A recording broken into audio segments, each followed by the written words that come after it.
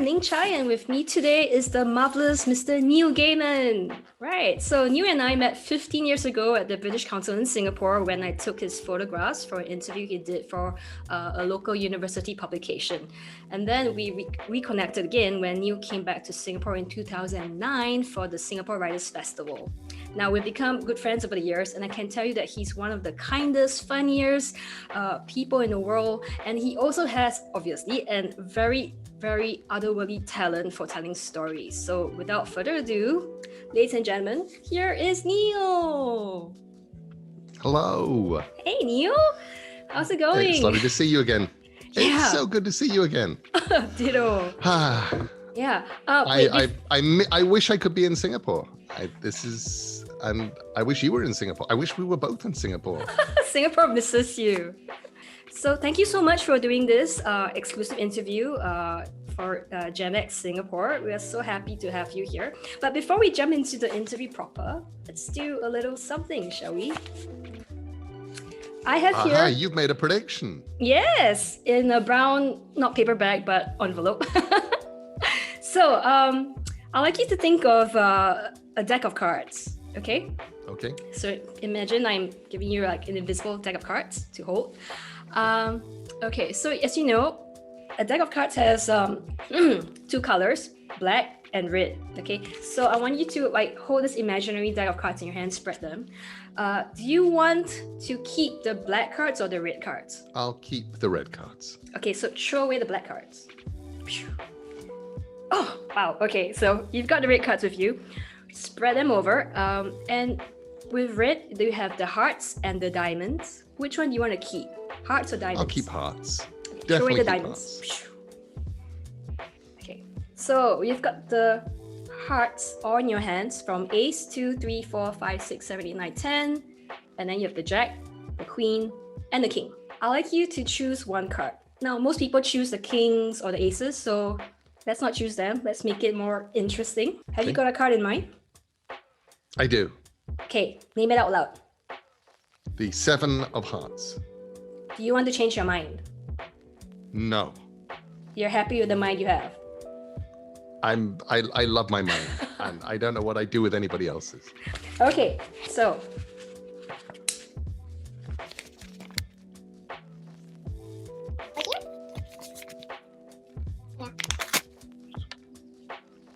That is one very opened envelope. Yes, indeed it is. Okay, so here it is. Yep. So you thought of it and you wanted red. You chose hearts and then 7. Is that right? That's right. Because over here, I'm just going to spread them out loud. Just spread them over here, and you can see there's only one card that's facing up. I can. And what are the odds, Neil, that before we started this interview, I knew that you'd choose 7 of hearts? Ning, you're a wonder. All right. So we're in sync. We are absolutely in sync. All right. So first question, Neil, where are you right now? Can you just tell us where you are and what you've been busy with? Yeah, right now I'm in a quarantine hotel in New Zealand. I've been here for about 10 days. I've got another 4 or 5 days to go, if all goes well, and then I get to be reunited with my wife and my son, which is what I've been looking forward to now for many months. So I'd like to ask you, you've written a million things, but the Sandman series remains your most enduring work. So our heartiest congratulations, Sandman is finally coming to Netflix. But we understand that the series takes place in the present time, like 2020-ish instead.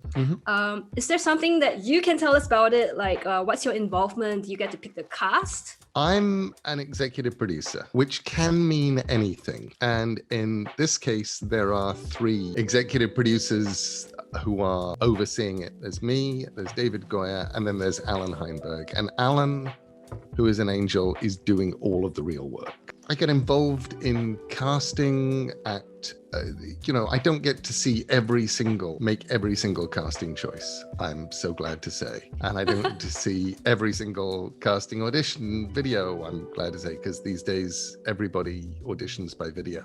But I get to be in on the big important ones, and I'm incredibly thrilled about the casting and how it's going. So it sounds like you're happy with what you're doing with so far, because Sandman was there was talk of it in the works for quite a long time now. So now that it's finally happening, could you tell us one thing that we can look forward to watching? One of the things that has really I've been incredibly affected by is episode 1, just seeing our actor who plays Morpheus in his cage, in this globe, imprisoned in a cellar for over 100 years. Mm-hmm. And our actor is astonishing, and was even more astonishing when he was basically told, okay, so episode 1, for the whole of episode 1, you're naked and you're gonna be in this glass globe. And he is tremendously game, and also was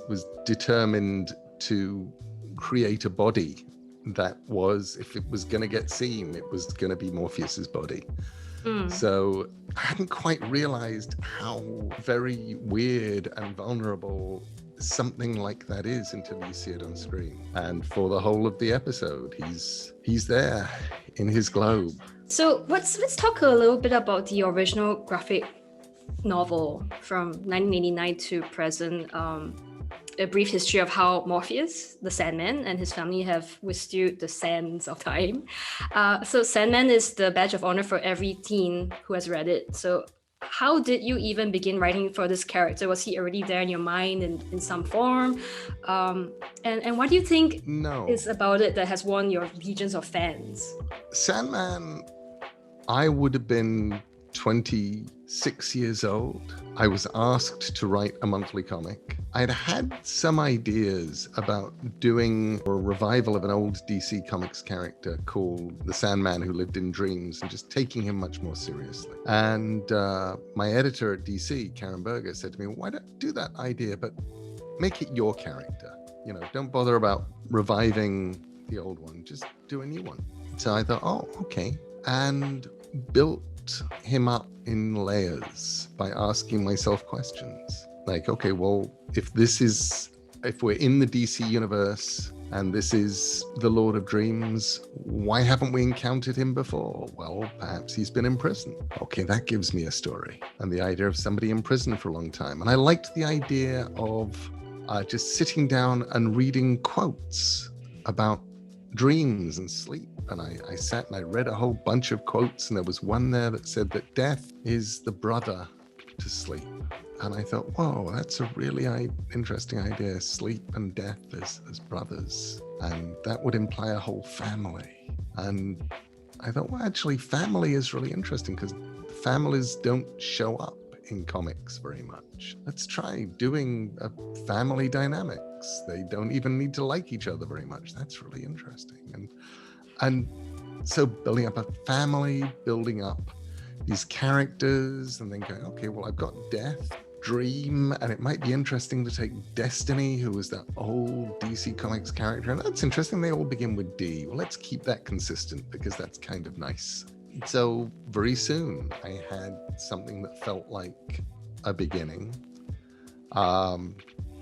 I spent probably the first 8 issues trying to figure out what this thing that I was writing was. And then somewhere around issue 8, it felt like it found its voice. And it's like, okay, well, you're not really horror, but you have horror it's there as a sort of flavoring, but you're sort of a giant epic fantasy set in our world, but you're about history, and fundamentally you're about storytelling. And I think I got to learn that Sandman was about storytelling as everybody else learned it. I just happened to be the first person to figure it out, the first person to read it, because I was the first person writing it. So do you think that's what draws people, your legions of fans, to it, because it's all about storytelling and you have really mastered the crux of it? What a great question. I don't know. What I do know is that I was incredibly relieved this year when we released the Audible version of Sandman. We took the first 3 books of Sandman, Preludes and Nocturnes, The Doll's House, and Dream Country, and did them as audio drama. And it's 11 hours long. And people who had never heard, people who'd never seen Sandman, people who didn't know what this thing, oh, whoa, yes, that thing. I'm just gonna do the plug, like, you should like download Audible and get this. This is so awesome. Please carry on, you. People just loved it, and their love for it just made me ridiculously happy. It was like, okay, this thing that I did back then does work, and it does work because you move it from medium to medium. You know, your other bestseller with the late Terry Pratchett, Good Omens, which was, you know, a big hit as well on the screens. Let's talk about the book. In case you know, if you're watching and you don't know it, you have to pick this book up. Okay, so this novel is about a cheeky devil and an angel that does sleight of hand magic tricks, and it became like very badly. Yes, very badly at birthday parties. So it became a big hit on TV. So Neil, you seem to know a lot about biblical mythology very well. Why is this? It was funny. You know, you had Terry Pratchett and I both writing a book together that is fundamentally all about the weirder bits of Christian end times mythology, and of course, you know, Terry was a sort of at best, I think, could be described as a pagan humanist, and I'm all over the show. But one thing that we both shared was a love of the Bible as literature and a love of the way that people think and the way that people react and have reacted to things over history. So there was this sort of, I don't remember which of us decided that we were going to take the end times literally. I guess it was me, because I started the book. And I started the book with the Antichrist, and I, you know, put together my description of the Antichrist and stuff from the book of the Revelation of St. John. But once you get into there, you do start thinking, as Terry Pratchett used to like to say, that maybe St. John was a bit too fond of the odd funny mushroom. Whether or not it makes sense, it is, the imagery is gorgeous, and this is a way that the world is going to end, and now we're going to have a lot of fun with that. So, you know, another book of yours that I really, really love is Neverwhere. Neverwhere was one of the first novels that I picked up, and I can't help but think that, you know, Neil, you're quite like the protagonist in The Dreaming, with a source of dreamscapes and strange characters that are more human than they seem at first glance. What would you say, so this is a question from my editor, what would you say is one thing about Neverwhere that most people miss? How should a brand new reader approach it? And then now reading it today with the world in such a state, do you think Neverwhere has new significance? I think Neverwhere definitely fits. I mean, Neverwhere really, in a sort of big way, I guess, is about people and cities. And it's about how we relate to cities. Mm-hmm. And I took the city that I know best, which is London. So it's very much about how people respond to 2,000 years of history, and what happens to the people who fall through the cracks. And I think the weirdest thing about right now is we're all kind of falling through the cracks. Oh, absolutely. You know, the key for me to 2020 is just being kind to yourself, being kind to other people, and taking anything that you do as a triumph. You know, one thing I really like about you as a human being is that, okay, you've been quoted for famously stating, I like stories where women save themselves. So I love that you're a feminist, and it shows up in all your work. So, you know, Sandman was one of the first graphic novels to feature strong women. And looking back at the characters you've fleshed out over 30 years, what are your thoughts on that? I don't know that I've always got it right, but I'm proud of the ones that I did get right. I think of all of them, probably the one I'm proudest of altogether is Coraline.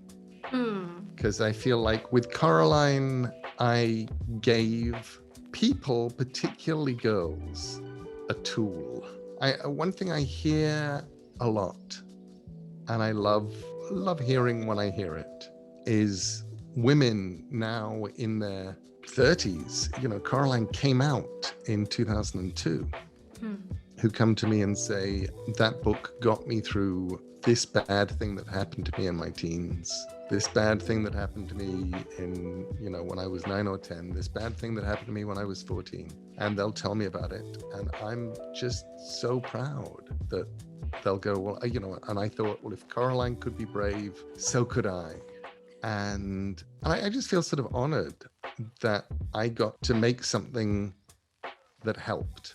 So on that note, who are your top 3 favorite characters throughout your universes and why? So is Coraline one of them? What a great question. It kind of changes from day to day. I love the Marquis de Carabas in Neverwhere, just because he is so shifty and unreliable. He kind of comes through in the end, and I went back to him in a story called How the Marquis Got His Coat Back. He is one of the things that I'm enjoying most about being back in the world of Neverwhere. I'm very, very slowly writing a novel called The Seven Sisters, which is a Neverwhere sequel, I guess. Ooh. And he is in that. Currently, he's lying on a floor, indisposed. At the point of the book I'm at right now. So definitely him. Delirium. Yes. I think I love Delirium from Sandman. Death is one of those amazing characters, and I'm really proud to have come up with Death. And I think Death in Sandman is just one of those characters that people love, and I love, and I'm very proud that she exists and all that. But Delirium came completely out of left field, and the things that she says are so magical and strange, and I don't know where they come from. And I feel like she gets to, I just, as a writer, give her a straight line and then shut up and listen and write down what she says. So Delirium. And let's go find one other character from somewhere or other who I really, really, really love. Ursula Monkton, the villain of Ocean at the End of the Lane. Because I think partly just because watching what they did with her when the National Theatre did their adaptation of Ocean at the End of the Lane was so powerful. And, the Hempstocks, the entire Hempstock family in that, Letty Hempstock, her mother Ginny, and old Mrs. Hempstock, they are all glorious, and I want to be with them, and I want to see what they do. But Ursula Monkton scared the bejesus out of me. And to be scared of a character that you wrote, who came out of your head, is really a very, very strange achievement. And that actually happened when I was sitting there in the audience at the Ocean at the End of the Lane at the National Theatre. So I think I would put Ursula down just because she scared me.